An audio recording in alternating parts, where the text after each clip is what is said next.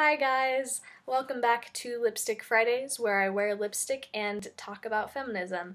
So today I wanted to do something a little different.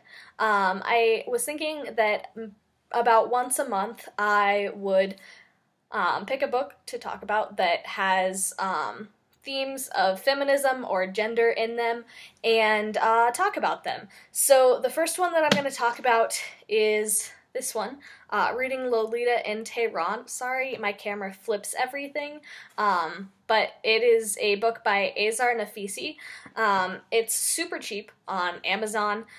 It was like 1 cent plus $3.99 shipping, and obviously really good quality of book as well. So the reason that I found this book was I took a geography class last semester, and we had to do a book review for it, and he had like a list of books for us to pick from that had to do with different countries that we had studied, or regions that we had studied is a better term, I guess, and I had read both Kite Runner and A Thousand Splendid Suns by Khaled Hosseini. I'm sorry if I am pronouncing that wrong. If I pronounce a lot of things wrong in this, sorry. I figured that it was going to be kind of similar type material, dealing with that region of the world. Of course, both A Thousand Splendid Suns and Kite Runner are set in Afghanistan, but this one obviously is set in Iran. So there were differences there that I, wasn't expecting. In America, with mainstream media, you really don't get the other side of the story. You don't get to hear a lot from any country. I was listening to a podcast the other day, and they were doing kind of a roundup of history that had been discovered over the year, and couldn't find anything from Africa that wasn't from Egypt that had been things that were uncovered, because American media just doesn't cover it. So it's really interesting to see something from a non-Western point of view, and that is definitely what this book is. So basically, I know I technically did a review of this book already for class, but it is a fantastic book, and so I figured I would share it with you guys.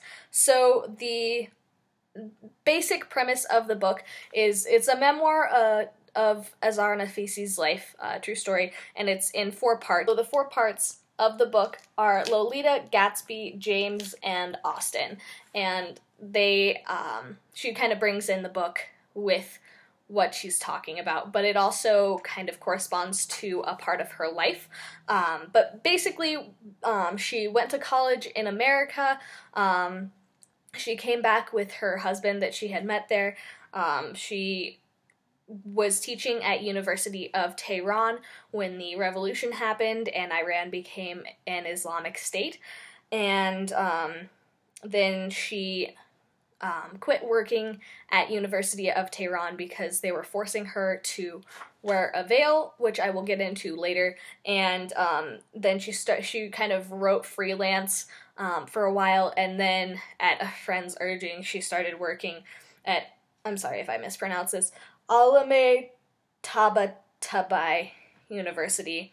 And then where the book starts is just after she's stopped teaching there, and she's kind of gathered this group of girls that she's met at both of these universities and kind of along the way in her life. And they just get together and talk about English literature. And they don't have to worry about the standards that are imposed on them and the moral police, I think is what they're called. But that is the main premise of them. So they don't have to worry about any of that. They can talk however they like. They can kind of brainstorm these ideas about the books that they're reading, which is really, really cool. And then there's just growing tension and like stuff that she really doesn't want to deal with, and also that the girls in her group don't really want to deal with, and so it kind of becomes too much for for them. So that's the basic premise of the book. I don't want to give too much away because I really think it's worth reading. But my thoughts on the book. So like I said before, I think it's an excellent insight into a culture that we as Americans don't get to see very often. Like, you really have to go seek it out, and this is a really great way to go seek it out. She's smart, she's witty, it's a fun read, it's a very deep read, like there's a lot to process there, and I could probably read it 2 or 3 more times and still be picking up on stuff. It took me about 5 hours to read, which is a little longer for me than it normally would, but a pretty, like, it's not that long of a book, but it is really worth the time.